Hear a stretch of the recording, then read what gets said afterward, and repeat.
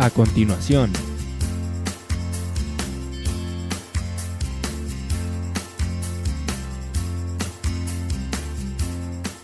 Nicolás nos presenta el libro de un pintor.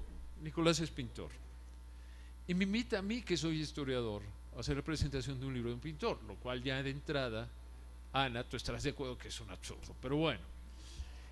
Y Nicolás habla de pintura y de cine y de literatura, y recuerdo charlas eternas en Buenos Aires, frente a un café, y agradezco el poder continuarlas en nuestra casa de estudios. Lo cuento como anécdota personal. El año pasado coincidimos en el hotel, Nicolás y yo. No sabíamos, nos encontramos en el desayunador, y de las 3 semanas que estuve en Buenos Aires en esa ocasión, los 21 días desayuné con Nicolás. Y eran pláticas de 2 horas, 2 horas y media. Mira, trajeron más sillas. Se pueden distribuir los que vienen llegando, por favor. Qué bueno que se vea lleno de chicos esto. Y Nicolás es mi amigo. A ver, ya, entre más, acérquense, pónganse aquí también enfrente, como en clase. Como hacemos en clase. Y decimos, a ver, ya se sientan. Tenemos todo el día para presentar, entonces no hay ningún problema. Y la otra presentación que se espere. Creo que son hasta las 11. Sí, ¿no? 11:30. 11:30. No sé fue tu tiempo, ¿no, Nicolás? Bueno, no sé, Si tú te enojas. cómo vayas. No, yo. Ok, seguimos ya. Y Nicolás es mi amigo. Y habla también de Lacan, que no es mi amigo, pero es un excelente psiquiatra. De 3 elementos que nos unen en el tiempo, una de las razones de ser de la historia, y que son características definitorias de la humanidad en toda época y cultura, en su ser y su quehacer, que es lo simbólico, lo imaginario y lo real. Si los objetos son simbólicos, imaginarios y reales, el tiempo también es simbólico, imaginario y real. Y en el prólogo aparecen referencias obligadas ¿a quién? A Kafka. ¿Qué alumno mío no ha leído a Kafka? Y todos los alumnos de todas las universidades, de todas las divisiones, deben de leer a Kafka. ¿Sí? ¿Quién no ha leído a Cortázar, a García Márquez o a Julio Verne? Y también se asoma, y esto es muy importante, por eso les insisto, todo diseñador como cualidad tiene que tener la de ser un gran viajero. Diseñador que no sea viajero no puede ser diseñador. Así como literato que no sea viajero no puede ser literato. Me meto con los del departamento del 3er piso, no importa. Ahorita somos mayoría, entonces me pueden defender ustedes. ¿Ok? Y también una ciudad que se asoma y que me gusta y que es la ciudad adoptada. Ustedes dirán, yo nací en la Ciudad de México, pero adopta unas ciudades. Unos adoptan París y son muy elegantes, otros adoptan Madrid y son muy simpáticos. Yo adopté Buenos Aires. Y a veces la ciudad adoptada es más fuerte que la ciudad real. ¿Y por qué me gusta? Porque de entrada todo lo que aparece en el libro, o la mayor parte de lo que aparece en el libro, está referido a Buenos Aires. Esto es Puerto Madero, en la contraportada, y termina en una pintura de Nicolás. ¿Sí? Si ustedes quieren arrancar el contenido del libro y tirarlo a la basura, está bien, pero rescaten las imágenes. ¿Sí? Y quiero hablar de Nicolás, un poco de su libro, pero un poco más de su generación. ¿Por qué es importante hablar de Nicolás? Y aquí a Nicolás a veces no le gusta que hable yo de esto, pero a mí me gusta hablar de ello, entonces pues ni modo, ahorita estoy hablando yo. ¿Y por qué me gusta hablar de la generación de Nicolás? Porque Nicolás es la generación que nos educa, es miembro de la generación que nos educa a nosotros. Alguna vez yo fui alumno, Ana, y es muy curioso, y esta universidad, y bien vale que la pena que se los plantee, en sus inicios tuvo una cantidad de profesores argentinos, chilenos, brasileños, profesores que dejaron de sí lo mejor de sí en esta universidad, o pusieron o invirtieron lo mejor de sí en esta universidad, porque en sus países no lo pudieron hacer. Así como ellos dicen, tenemos una deuda con México, México tiene una deuda con ellos. Y me gusta mucho hablar de esto. Hablemos de todo ello como parte del marco necesario ante la condición categórica sobre la inexistencia del espacio. ¿Y qué llama la atención? De repente llega y tú lees un libro que dice, el espacio no existe. Pues a todo dar. Se acabaron los aviones, se acabaron los camiones, se acabó el metro. No, la cosa es más compleja. Ujú. Casi una provocación, casi una invitación para abordar y compartir las razones del no ser de lo espacial, pero también para conocer las razones de su necesidad imprescindible para la cultura humana. Si el espacio no existe, así como Dios, la humanidad tuvo que inventar tanto a Dios como al espacio para poder existir. Y eso ya es importante. Es una categoría suprema. Porque no estamos hablando de una banalidad. Estamos hablando de unos factores, lo diré más adelante, que acaso, como cultura, va a definir. Yo te diría así, dime qué relación tienes con el espacio cultural y te diré qué cultura eres. De ese tamaño es la importancia de lo que estamos hablando. Si el espacio no existe, la pregunta es, ¿por qué tuvimos que inventarlo? De cultura a cultura, de tiempo a tiempo, convirtiéndolo en condición universal, como lo es el idioma, el lenguaje, la poesía o el diseño. Todas las culturas, aunque no tengan nada que ver, inventaron el lenguaje. Todas las culturas, aunque no tengan nada que ver, inventan un idioma, inventaron poesía e inventaron diseño, entre otras muchas cosas. ¿Sí? Va siendo claro, yo creo que sea interesante. Tengo 7 cuartillas por hablar, me voy a comer algunos párrafos, aunque yo creo que mi texto debería estar en el prólogo de esto, subiría mucho, pero pues Nicolás no me invitó. Pero Ok, eso es para la edición ampliada. no, no. Quizá para muchos de quienes ahora nos escuchan, que son multitudes, y qué bueno, y qué bueno, y qué bueno. A veces vamos a Guadalajara y nos oyen 4 personas, entonces, y eso sí, hacemos la inversión y vamos en avión y grandes hoteles, y no, aquí es donde tenemos que dar. Decimos, quizás para muchos de quienes ahora nos escuchan, la historia de América Latina y tal vez del mundo todo de hace 50 años sea tan remota como la del llamado descubrimiento de América. Para ustedes, 1492 es tan remoto como en 1960. ¿Por qué? Porque de repente se convierte en una abstracción temporal. Y lo mismo da 1492 o 1945, se convierten en números, no en fechas. ¿Sí me estoy explicando? Tiempo y espacio se convierten en abstracciones tan complicadas que en no pocas ocasiones y por tal motivo nos despiertan poca simpatía. Una de las materias que más se odia en la secundaria y en la primaria y en la prepa es la historia. Cuando yo pregunto, ¿te gusta la historia? No, ¿por qué? Porque son puras fechas. ¿Sí? Y no saben ordenarlas. A veces a mis alumnos les pregunto, ¿cuándo fue la intervención francesa? Y empiezan a oscilar números entre 1810, 1492, 1519 y, a ver, ¿cuál es la fecha que sea la intervención francesa? Para que vean, no estoy mintiendo. Okay. En 1867 Maximiliano es fusilado en el Cerro de las Campanas. Bueno, si no sabíamos de este lado, pues ya era el colmo, ¿no? Ok. Digamos que tenemos como como cualidad un tanto peculiar la de hacer del tiempo una concepción tan difícil que frecuentemente hemos convertido a la historia en la triste idea de ser simplemente una colección de fechas ordenadas y cuya aprehensión, por supuesto, no comprensión, es recomendable para jugar maratón. Para la respuesta al examen de la UAM les dan, ¿cuándo fusilan a Maximiliano? 1910, no lo han fusilado, 1867, etcétera. Y por eso aceptamos a los alumnos en la escuela, incluidos los de nivel doctorado, egresados egregios de esta universidad. ¿No es así, doctora López? Bueno, Nicolás señala que el espacio no existe. Lo grave es que la afirmación no es extensible no solo al espacio, sino también a otras esferas, como lo es la historia. ¿Sí me estoy explicando? De repente, muchas de las cosas que enseñamos en la universidad no existen. Entonces, ¿para qué enseñamos algo? ¿Sí está percibiendo la preocupación que está despertando el libro de Nicolás? Yo debo de seguir leyendo. Mejor.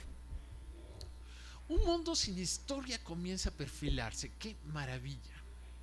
Krause se queda sin trabajo. Derivado de las observaciones del autor, podemos decir que la sucesión del tiempo también se encuentra permeada por las condicionantes lacanianas referidas al prólogo de su libro, que es simbólico, imaginario y real. Aunque más explorado por la idea religiosa que conlleva, pongamos un ejemplo, pásense, qué bueno, qué bien. Y no los obligué, vinieron por su voluntad. Decimos, aunque más explorado por la idea religiosa que conlleva, pongamos el ejemplo de la evangelización de la Nueva España, esta centró pronto su atención en ritos y sacrificios, por considerar ellos agresivos a la esencia del cristianismo. El tiempo, también preñado de símbolos, fue sustituido gradualmente, no con tanta premura como ocurrió con las festividades religiosas, pero pronto fue absorbido por la visión cultural que Occidente traía de sí misma: fiestas, cultos y santos. ¿Qué también cambió? La concepción del espacio. A veces uno dice, no, sí. ¿Acaso una de las primeras premisas de una conquista es la readecuación del espacio, de la cultura y del pueblo sometido? ¿Sí? Cuando ustedes vayan de viaje, lo primero que les va a llamar la atención es que haya una concepción del espacio distinta a la que ustedes manejan. Entonces, de repente, se hace la pregunta con toda claridad: Nicolás, ¿qué es eso del espacio, histórica y culturalmente hablando? ¿Vamos bien? ¿Sí? Me brinco unos párrafos para que no se aburran. No, se van a tener que aburrir porque este párrafo es muy importante. En nuestro tiempo, y volvamos a la generación del autor, en el que nos toca vivir, enfrentamos mucho de lo simbólico de nuestros sueños e ilusiones con lo real. Así como ustedes. ¿Perdón? ¿Tú qué edad tienes, Carlos? 60. 60. Son mayores que yo. Por primera vez encuentro gente mayor que yo en la UAP, lo cual me hace sentir chavo por primera vez. Ok.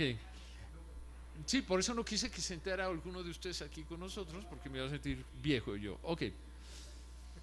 ¿Qué caracteriza a la generación de Carlos y qué caracteriza a la generación de Nicolás? Soñaron. Una de las cosas que también me llama la atención mucho de su generación es que ustedes ya no sueñan. Como que enfrentan la vida porque la tienen que enfrentar, punto.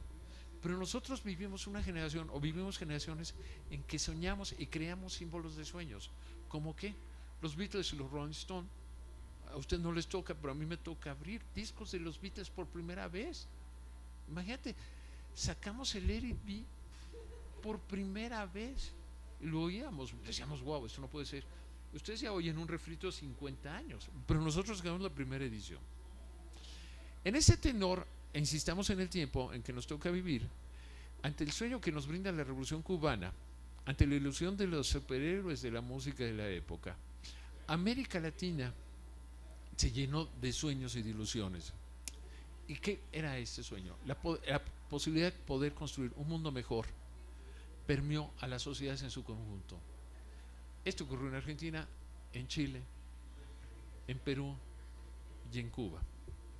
Ante las ilusiones se construyó ante nosotros un muro que fue categórico: la represión. ¿Sí?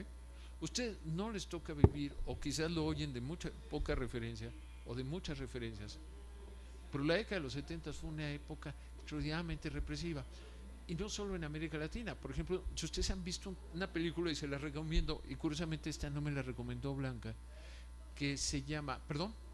¿No se oye bien? Sí, sí se oye bien. Una película que se llama Tren de Medianoche a Lisboa. No sé si la hayan visto. Es muy característica de la época y no es gratuito. En Portugal también se da esto en los 70s. Y fíjate qué bello los portugueses, cómo coronaron esta revolución. Le ponían claveles a los rifles de los soldados. Por eso se llamó la revolución de los claveles, que era una revolución esperanzadora. ¿Sí? Ahora lo menos que se te ocurre ponerles un clavel a uno de estos que andan por ahí y secuestran y hacen cosas, ¿no? Bueno, abro el libro de Nicolás y por eso me llama mucho la atención. ¿Qué tenemos? La materialización editorial de los sueños de la época. ¿Qué aparecen? Siglo XXI. Ustedes cuando abran por primera vez un libro, siempre fíjense en la bibliografía, así como receta. El tipo sabe por lo que ha leído. ¿Qué abro del libro de Nicolás? Siglo XXI. Fondo de Cultura Económica, Tusquets, Ciruela, Gustavo Gili. Y no estamos haciendo propaganda para que vayan a comprar estos libros. Son los libros que cita Nicolás en la bibliografía. Si miento, por favor me corriges. No. Ok. Entre otras editoriales que son las más principales de nuestros años de formación. Y ya no apareció, por ejemplo, la colección Austral, que era simbólica, pero para la generación anterior. Si ustedes no conocieron la colección Austral, algún día les llevo algunos tomos de esto, y son simpáticos y son bonitos, pero ya no se consiguen y ya nadie los lee. Y en el desfile de autores que refiere Nicolás en su libro, los centrales para el momento, curiosa etapa que osciló entre los últimos brillos de la llamada modernidad y los llamados postmodernos, aparecen quienes. Alejo Carpentier, ¿alguien sabe quién es Alejo Carpentier? Los de aquí sí, porque somos muy viejos, pero Alejo Carpentier, ¿alguien supo? Léanlo algún día. Está publicado en el siglo XXI. José Donoso, ¿alguien sabe quién fue José Donoso? Ítalo Calvino, Jorge Luis Borges, son los autores que cita Nicolás. Gastón Bachelard, Roland Barthes, Gilles Deleuze y Pierre Bourdieu. Es muy curioso porque esta es parte de la transmisión. A la generación de Blanca ya le tocan estos autores. Yo, de las pocas veces que he visto correr a Blanca, fue una vez en Buenos Aires, en Santa Fe, que le dije, en esa librería venden los libros de Deleuze. ¡Fum! Corrió, me dejó hablando solo 2 cuadras. Ok, bueno, aparece en eso y es parte de la lucha generacional que se da en los libros. Me voy a brincar otros párrafos para que no se aburran y ya hablé Carlos, que habla mejor que yo. ¿Ok? Y luego los sueños. ¿En qué marco se construye esto? En tanto que 5 escritores de posterior renombre, cito, y estos sí los tienen que leer, aunque no sea su generación, que son Julio Cortázar, sí saben, argentino. Mario Vargas Llosa, sí saben, pero bueno. ¡Ay, ya no leo a Vargas Llosa por su posición política! Es de las peores estupideces que he oído decir en esta universidad. Y algunos miembros importantes de esta escuela lo dicen. Luego te digo quién es. Carlos Fuentes. ¿Se han oído hablar de Carlos Fuentes? ¿Sí? En humanidades hay especialistas sobre Carlos Fuentes que deberían de socializar esto. Yo no sé por qué esas cosas no se dan en toda la universidad y solo se dan en sociales. Carlos debería de ir a dar clases a nuestra división. Aquí me quedé. Carlos Fuentes, José Donoso, por supuesto. García Márquez. ¿Se han oído hablar de García Márquez? Ahorita está muy famoso porque lleva sus cenizas de regreso a Colombia. 2 de ellos fueron premio Nobel y probablemente Carlos Fuentes hubiera sido premio Nobel si no se muere antes. Aguanta 3 años más y le dan el premio Nobel. Y si alguien se lo merecía, era el maestro Fuentes. Cima que son eterna de muchos de quienes hicieron la aventura literaria una aventura revolucionaria. Por eso es tan importante escribir un libro en América Latina. ¿Por qué? Porque se convierte en un acto revolucionario en sí mismo. Por ejemplo, estos escritos son famosos, pero son de magnífica calidad. ¿Quiénes? Miguel Otero Silva, ¿alguien ha oído hablar? Venezolano, se tiene que leer. Sergio Ramírez, ¿alguien ha oído hablar? Nicaragüense, seguro será premio Nobel. Estoy convencido que Sergio Ramírez va a ser premio Nobel. ¿Tú no crees? Yo sí.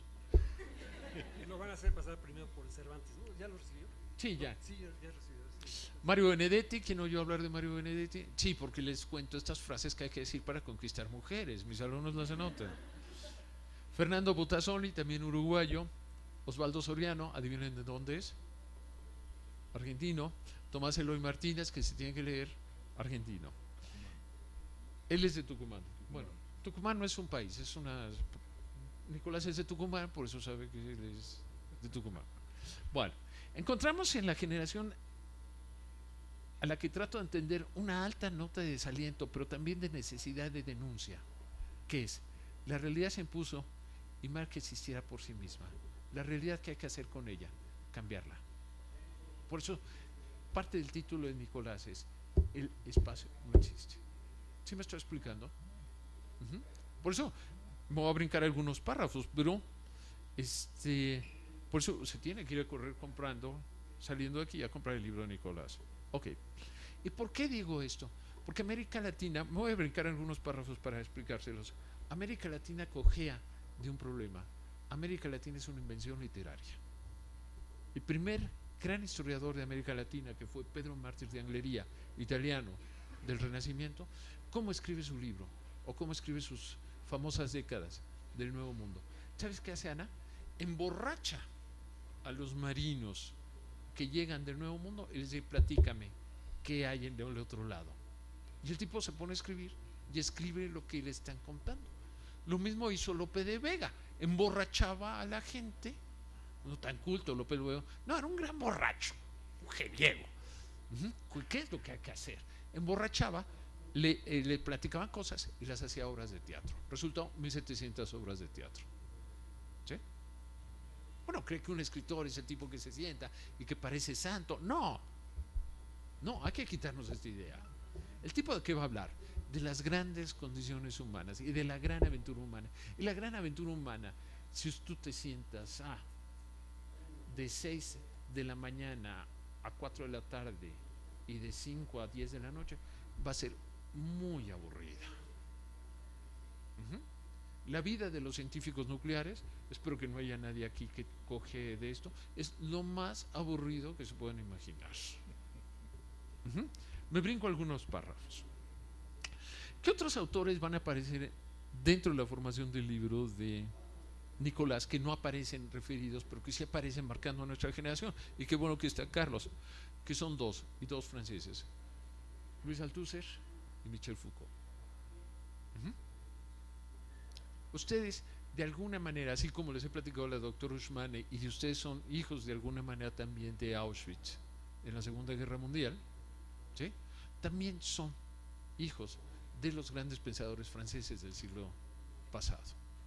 Aunque no están citados en la bibliografía, aparece por ahí, sin querer, mucho Foucault y menos Althusser, pero sí aparece. Nicolás se va a enojar, no me importa. ¿Ok? Entonces, llegamos a las preguntas centrales. Ya voy a la página 5, ya voy a acabar. ¿Qué es el espacio? ¿Cuáles son los condicionantes mentales necesarios para insertar tal categoría en nuestra vida diaria y nuestro ser? Hay enemigos del pensamiento por todas partes, hasta en helicópteros. ¿Cómo asumimos históricamente?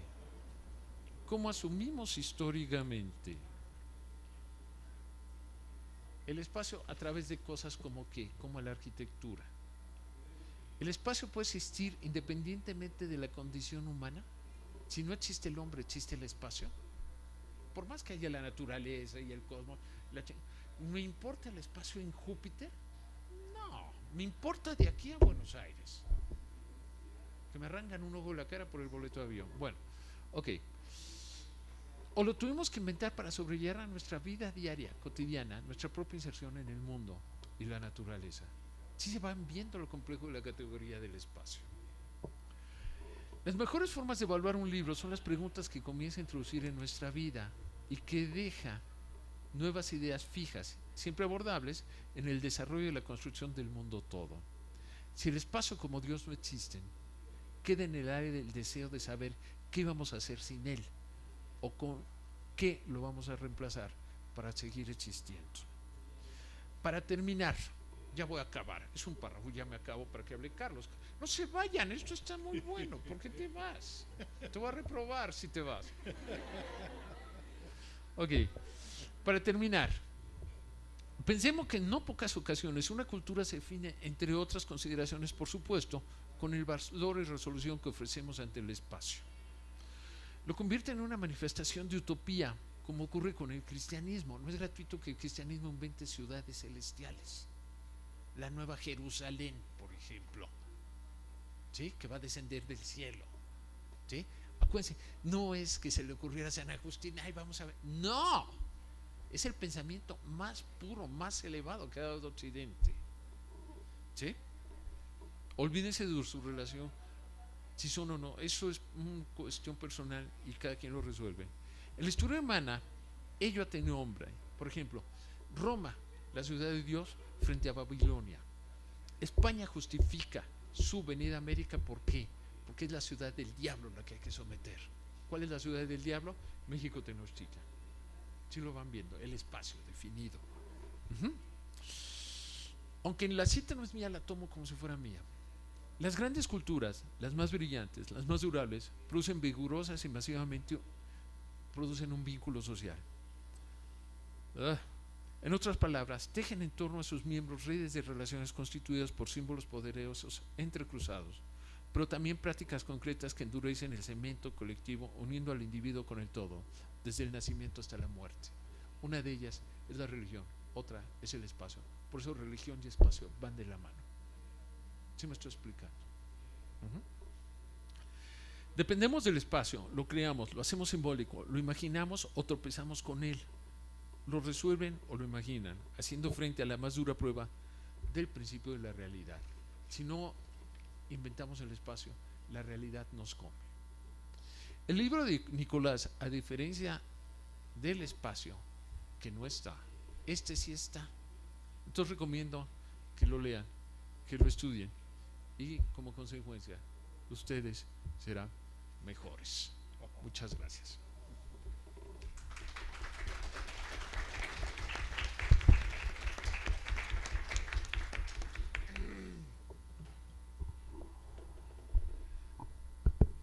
¿Qué tal? Qué gusto que estén aquí porque el libro de Nicolás es un libro que debemos celebrar. Había la posibilidad de que no apareciera público, dado que la difusión es un tanto está en el aire, pero bueno, estamos aquí, esto lo hemos convertido, bueno, creo que Pepe lo ha convertido en una fiesta intelectual, ¿no? La serie de referencias que hace Nicolás, ¿no? El viaje entre Buenos Aires y la Ciudad de México, las visiones religiosas, y bueno, esta última imagen que aparece, que el espacio como sinónimo de Dios, que a mí también se me ocurrió, de modo que hay una serie de quizás de entrecruzamientos entre los postulados que propone Pepe y lo que yo les voy a leer. Son unas 6 páginas. El espacio no existe. La afirmación que conlleva el título del volumen de Nicolás Amoroso, El espacio no existe, la ubico de inicio en una referencialidad equivalente a la que nos hacemos acerca del espacio teatral. Tal espacio solo existe si es poblado por una representación. Fuera de ello es un hueco, una mera zona vacía. Una representación cualquiera es lo que hace que ese espacio exista como tal, como espacio teatral. Un espacio definido por lo que ahí se representa, circunstancia que, sin duda, ha inquietado a más de un dramaturgo y nos ha hecho alucinar o reflexionar en más de un caso a los espectadores. ¿Qué es ese espacio? ¿Qué es ese vacío que queda después de la representación y antes de ella? El mundo como un teatro es algo que de siempre ha inquietado nuestro imaginario universal, es decir, suponer al mundo como el lugar de las representaciones. El gran teatro del mundo, alegaba Calderón de la Barca, el dramaturgo español, y advertía a ese mundo de representaciones como un sueño que pasa y nada queda, o casi nada, sino la mera impresión de un acto representado. Y es que el espacio teatral es, en sí, un hueco inoperante hasta que es poblado por la representación misma. El mundo, decía Wittgenstein, es la suma de los hechos, no de las cosas. De modo que el libro de Nicolás Amoroso se nos muestra como una representación del mundo de las representaciones, o mejor dicho, como el lugar vacío donde el mundo es, en el que lo fundamental no es el mundo como tal, sino el sitio en donde los hechos ocurren. Debo decir que de un libro o de un texto cualquiera lo que más me atrae no es tanto el tema, sino el nivel de paradoja que nos ofrece, la expectativa que crea alrededor suyo. Decía Borges en uno de sus memorables relatos que la realidad puede ser aburrida, pero no sus hipótesis. Una hipótesis debe ser interesante para deber hacer, si no, pues lo mejor es darle la vuelta. Y la hipótesis del libro, a modo de declaración enfática, lo es, sin duda.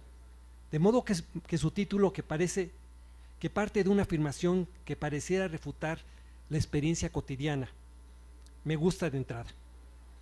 Creo que el libro en ese sentido es satisfactorio, pues no evade su compromiso, le entra al toro, pues. El que el espacio no exista se me ofrecía en su inicio con la resistencia o con el humor de otra paradoja que en su momento disfruté y me maravilló hace ya algunos años. En la película de Bergman, Fresas Silvestres, sucede una discusión entre dos jóvenes que uno de ellos refiere después a otro personaje de más edad. Se trata de la discusión acerca de la existencia de Dios, nada menos. La persona a quien se le cuenta la anécdota pregunta finalmente, y bueno, ¿existe o no Dios? Como si la existencia de Dios dependiera de la fogosa discusión entre dos personas. De algún modo, esta última persona es alter ego de Bergman, que nos muestra lo inefable de discutir acerca de Dios, la banalidad quizá de discutir sobre el asunto. Un asunto que le inquietó toda la vida, un Dios que, para existir, no necesita que se crea o se discuta acerca de él. La afirmación del libro de que el espacio no existe se me aparecía como una paradoja de este tipo, en el que tal vez no encontraríamos una respuesta satisfactoria. Debo decir que sí hay una respuesta por demás con diversas aristas de algún modo convincente. El libro de Amoroso en sí es el desarrollo de una inquietud que atraviesa, se puede advertir, gran parte de su vida, al menos de su vida profesional. Ha filmado películas y el espacio de ficción que se representa en el cine le ha inquietado, como un fantasma que atraviesa no solo sus obras, sino todo el cine. Lo mismo ocurre con la pintura o la escritura. ¿Qué espacio ocupa la página en blanco o la tela del pintor? Es lo que se pregunta a lo largo del libro. De hecho, con esta última inquietud se abre el volumen, el pintor frente a su tela. No solo se pregunta o le inquieta la duda que planteaba Magritte en uno de sus cuadros, cuando en el título dice, esto no es una pipa, muy a pesar de que en la tela aparezca con detalle minucioso una.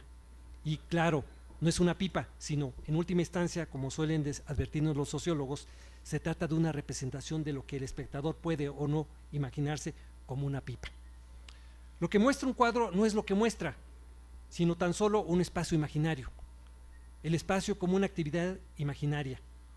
Un cuadro cualquiera puede ser además figurativo o no. Un cuadro abstracto descree de la representación y a modo de la música, que es una sucesión de sonidos sin intenciones representativas o figurativas. Una pintura abstracta es una combinación, afortunada o no, de variados colores armonizados entre sí y dispuestos sobre una tela. El asunto va más allá, pues incluso en la pintura figurativa la perspectiva es una ilusión de una profundidad inexistente. Por supuesto, me decía, Nicolás Amoroso nos quiere convencer de que la realidad es como esa pintura en donde el fondo, es decir, el espacio, es como esa ilusión óptica de una pintura y que también nos ofrece el cine, en la que el fondo es una treta visual que aceptamos de modo convencional. Todo es una ilusión o un sueño, y los sueños, sueños son.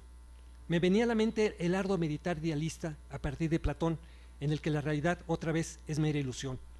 El mundo como una caverna de la que hay que salir para ver la verdadera realidad, o como la espeluznante puesta en escena de un Dios que sostiene una compleja representación de sí mismo. Recordemos la Matrix, 1999, película de los hermanos Wachowski, en la que los humanos estamos inducidos a un sueño perenne en el que alimentamos a máquinas inteligentes que nos han inducido a ese sueño del que deberemos despertar, salvo que no todos quieren despertar, pues quizás soñar, como las hipótesis, es más atractivo que estar despiertos. Digamos que no solo a esto es a lo que se refiere Nicolás Amoroso con su tesis, sino a ese espacio que se nos muestra como el gran hueco. El planteamiento de Amoroso se concentra en la percepción que del espacio evidencia el filósofo Nikolai Hartmann, del que hace un extenso apunte.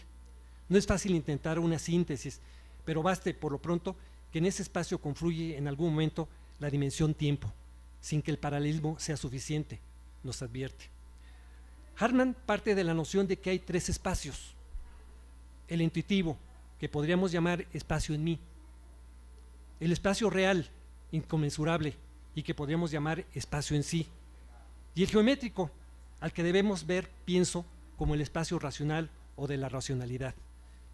De los tres, el más fácil de percibir es el geométrico, salvo que en él no aparece específicamente el espacio, sino su representación mimética, ya sea euclidiana o bajo otro modelo. Sin duda, esta distinción nos permite ubicar algunas paradojas que sobre el espacio se han tejido a lo largo de la historia. Digámoslo del siguiente modo. Es posible imaginaros un punto cualquiera, un punto que se ubica bajo determinadas coordenadas tridimensionales, x, y y z. excepto porque tal punto no existe, sino como una ubicación, como referencia en ese plano tridimensional. De ahí que alguien como Zenón de Lea haya imaginado sus aforías que tanto gustaran a Borges. Alegaba el filósofo griego que era imposible ir de un punto a un punto B, ¿no?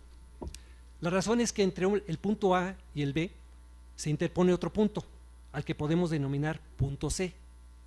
Bueno, entonces pasamos por C para llegar a B, pero no es así, pues antes de tal punto C se interpone otro punto que denominamos D, y antes de D un punto E, y así hasta el infinito, de modo que nunca podemos llegar a B.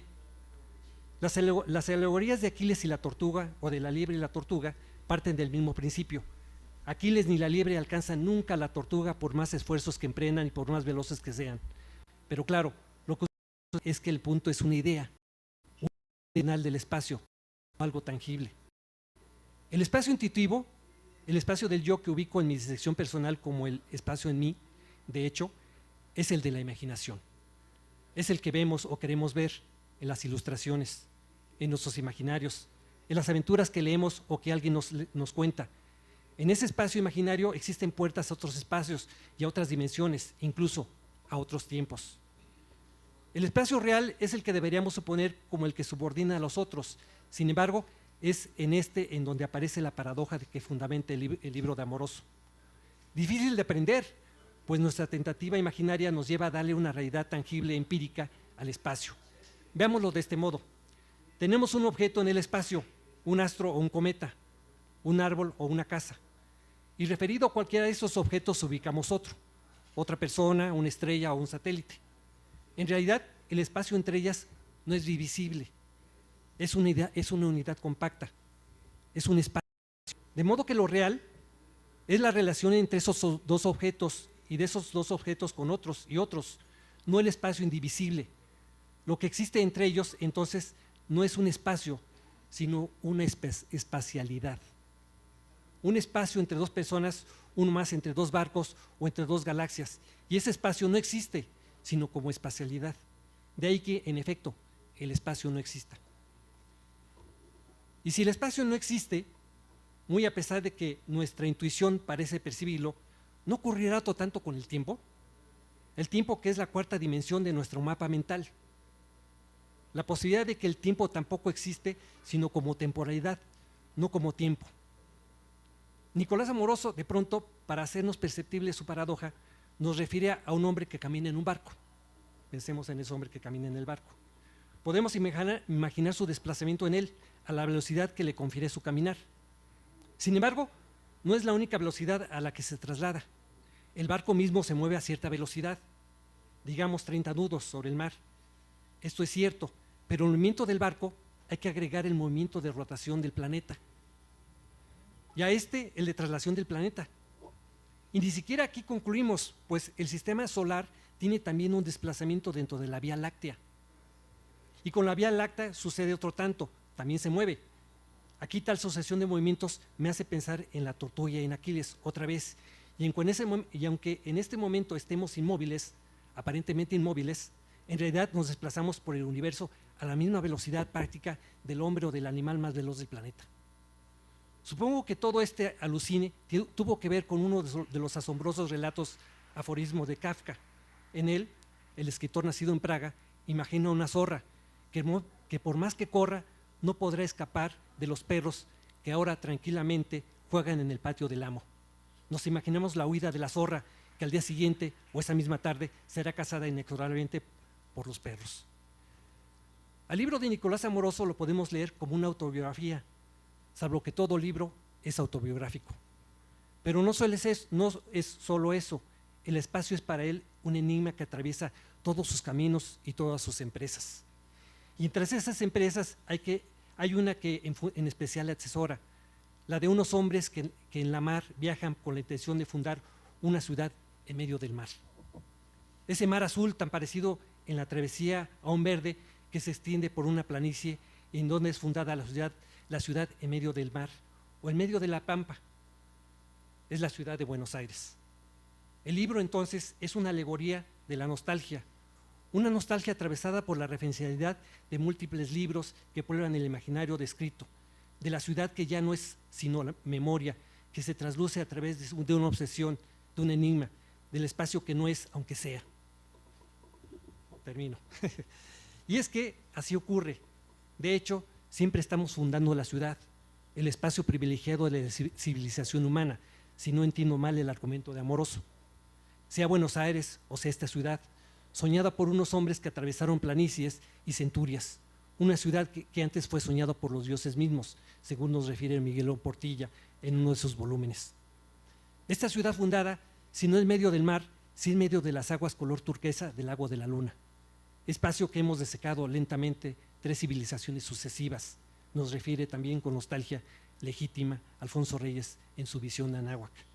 Y sí, compañeras y compañeros de viaje, en este momento estamos aquí como si estuviéramos caminando sobre la plataforma de un barco en movimiento, aunque fijos en nuestra silla que no nos deja ver del todo nuestra máquina del tiempo y nuestro cohete, en los que nos desplazamos muy a pesar de nuestra distracción y nuestra paciencia sedentaria. En este momento tan alucinante como todos los momentos que antes transcurrieron, estamos también fundando con Nicolás Amoroso, diría con Pepe, la ciudad en medio del agua, de las aguas color de jade, la Ciudad de México. Y en ella, esta universidad y esta aula, tan caras ambas para nuestra tingente memoria, en donde disertamos sobre el espacio, la nostalgia y el tiempo. Gracias.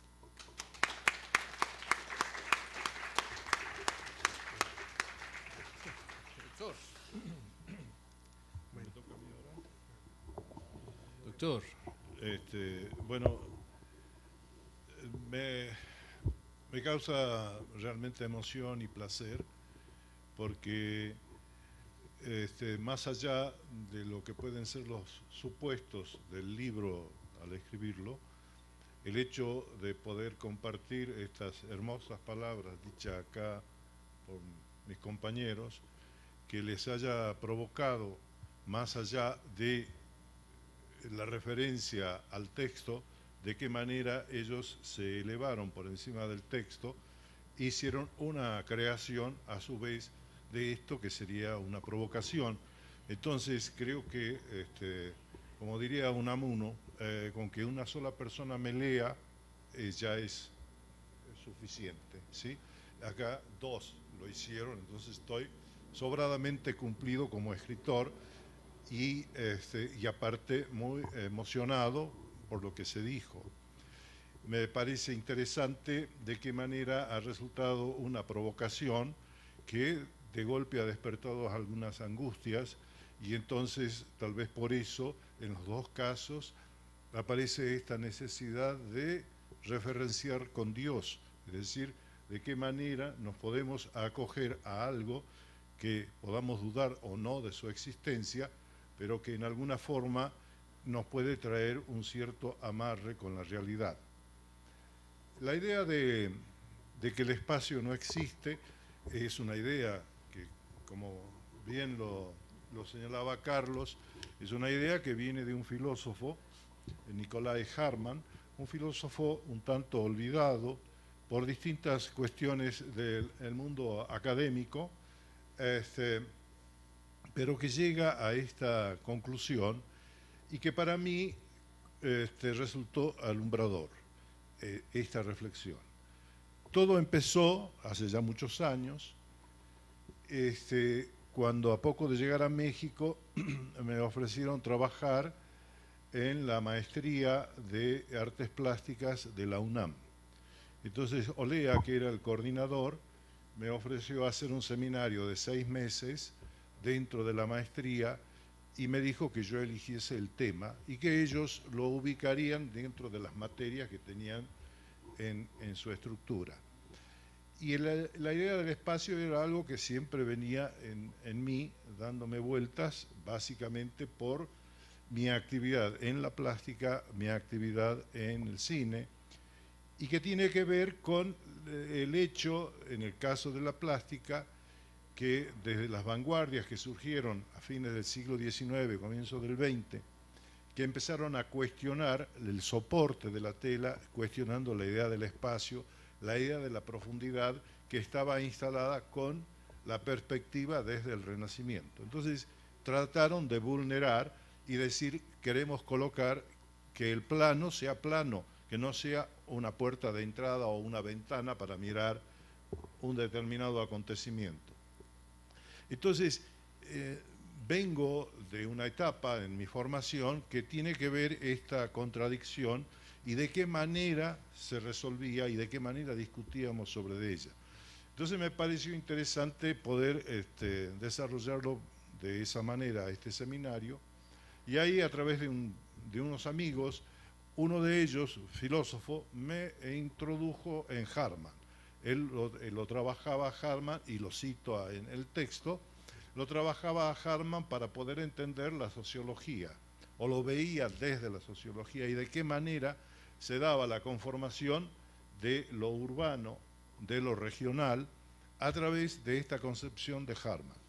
Pero la frase, la idea, que para mí fue radical desde aquel momento, y que me ha llevado a participar en distintos lugares y a tener más de un enfrentamiento, sobre todo con los compañeros arquitectos, que cuando les digo que el espacio no existe.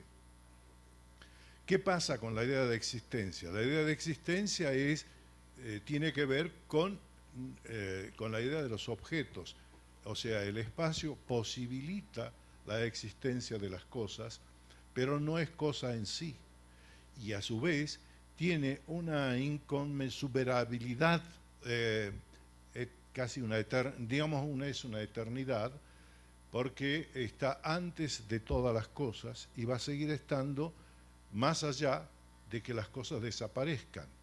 Entonces, no es tampoco un continente, no es una especie de cuenco donde puedo arrojar los objetos, sino que es necesario para la existencia, pero en sí mismo no tiene existencia. Entonces, esta paradoja me resultó para mí alumbradora, y sobre todo me emocionó saber, empezar a entender que este sitio donde estamos, que los arquitectos dirán el espacio del Foro 2, ¿sí?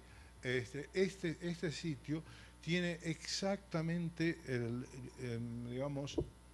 es difícil decirlo sin nombrar existencia, pero da las mismas condiciones que el que esté en el mundo más desconocido que podamos tener, porque sabemos que el espacio, digamos, a lo que llamamos espacio, donde están los distintos planetas, las galaxias y todas las formaciones celestes, ¿sí?, es de la misma naturaleza que este.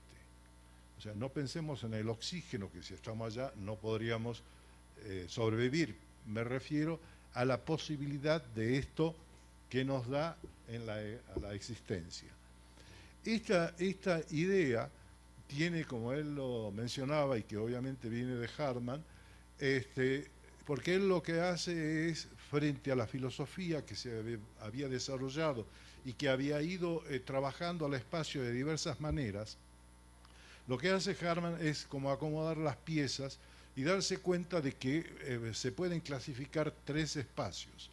El espacio geométrico, que es el que la gente, ya sea del diseño, de la literatura, va a necesitar como soporte, ¿sí?, para poder expresarse, y esta expresión, este elemento, vamos a suponer esto con este tamaño, puede contener el micrófono, puedo dibujar el micrófono, como puedo sugerir la existencia de todas las galaxias posibles.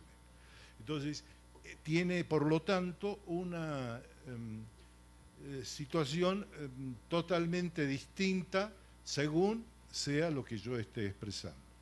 Entonces, es un espacio de representación. Para poder llegar a esa representación tengo que imaginarme las cosas. Y entonces ahí Harman habla del espacio interior, el espacio que él le llama de la intuición. Es decir, de qué forma, en lo que acabo de decir, cuando hable de las galaxias inconmensurables, ustedes pudieron imaginarla y pudieron colocarla dentro de su cerebro, que de por sí es inextenso en el sentido, digamos, que no tiene una dimensión que supuestamente pudiera llegar a hacer que se contenga todo ese conjunto. Entonces, esta es la idea de donde lo extenso, lo de mayor extensión, cabe dentro de lo inextenso, que sería la imaginación.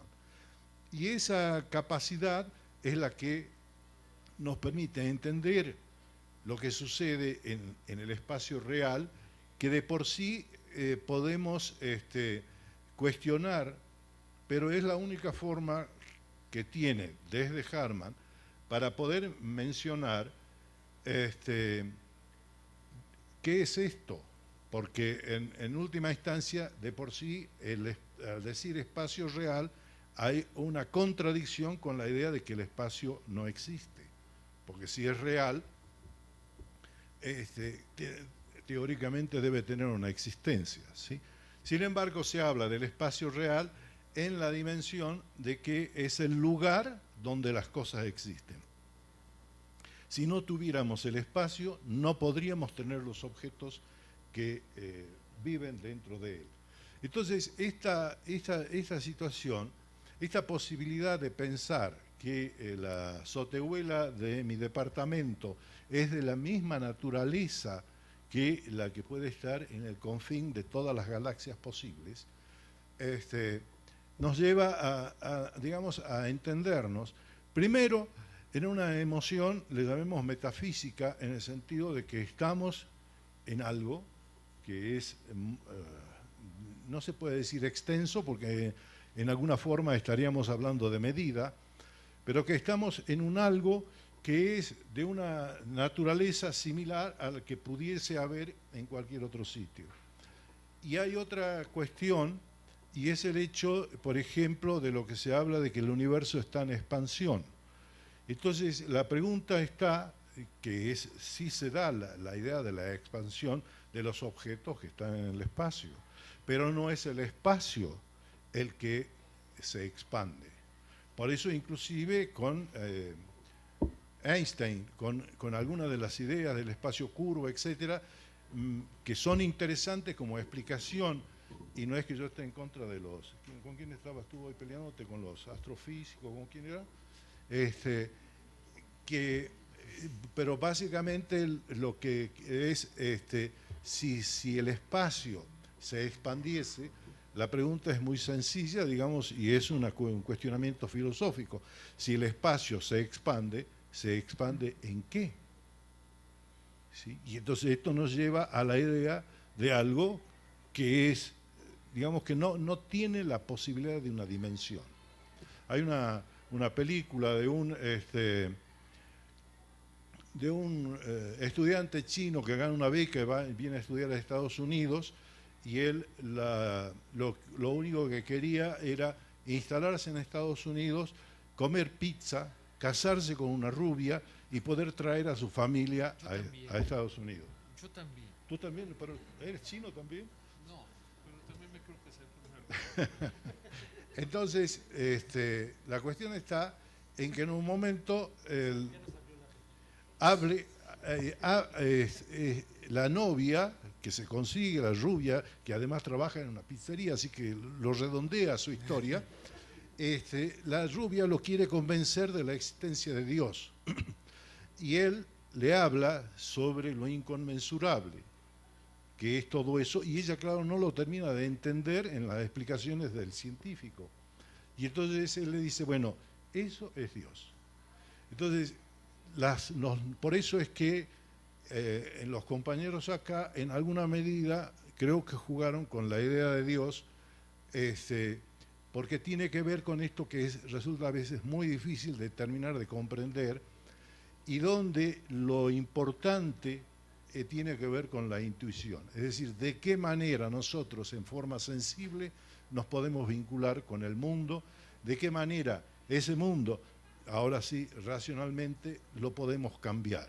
Y esta idea de cambiar el mundo es un elemento rector en la actividad de cada uno de nosotros, creo yo, Y esta otra idea que mencionaba Carlos respecto a la nostalgia, yo creo que sí, que es importante, y también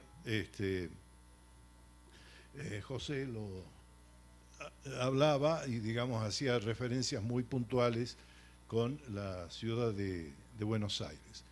Entonces, quiero agradecerles que ustedes hayan venido a compartir este momento muy emotivo para mí, ¿sí? Creo que ¿cómo se llama? Que no se entere, ahí está el jefe.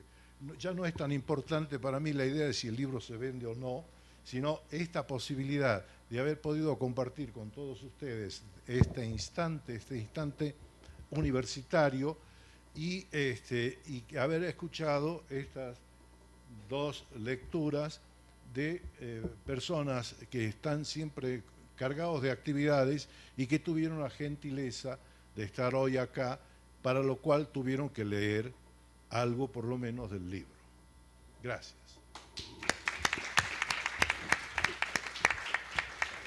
Pero yo supongo que podrás contestar alguna pregunta si te hacen, Nicolás. Sí, claro. Antes de que gire para acá para que me enfoque la cámara, porque si no me van a regañar. ¿Sí? No sé si te ve allá Michelle, saludos. Ok. Si alguien quiere preguntar, quiere preguntar algo a Nicolás o a Carlos, yo puedo decir alguna trivialidad, pero ellos iban a decir algo inteligente. Y si no, vamos a comprar el libro y compren ese, y si tienen tiempo compren este otro que está censurado. ¿Usted va a preguntar algo? Sí.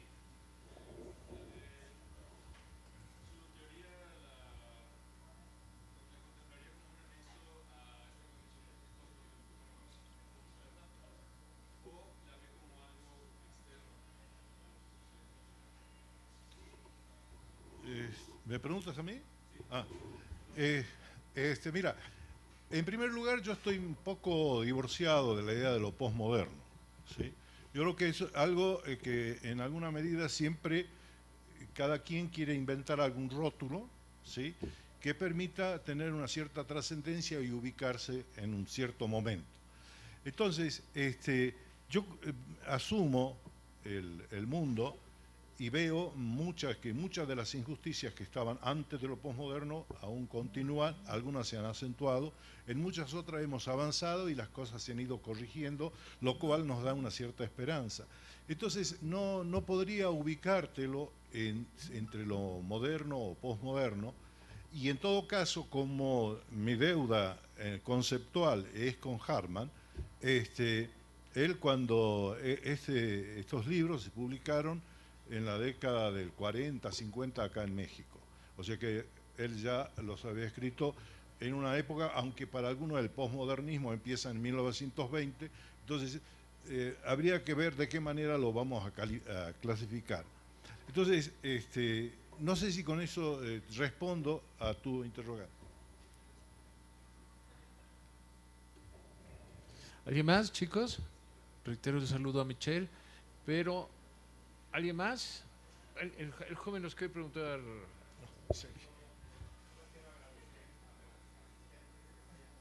A ver, venga para acá. Es un jefe de departamento, pues es una autoridad. De nuestro departamento.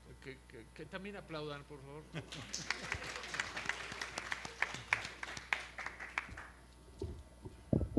No, para nada, no es necesario.